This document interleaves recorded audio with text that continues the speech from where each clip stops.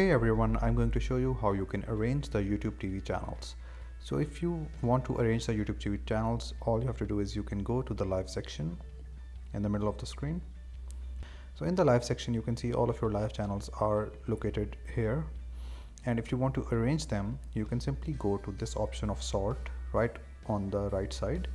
And if you drop down, you can see that there are a lot of settings in which you can sort them. There's a default setting.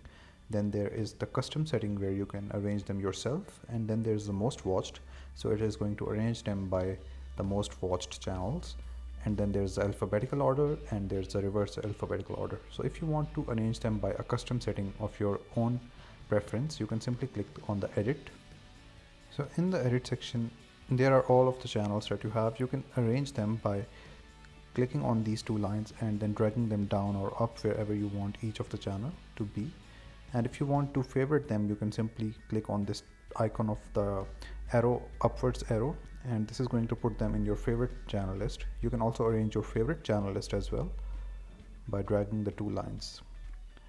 So this is how you can arrange the channels by your own liking.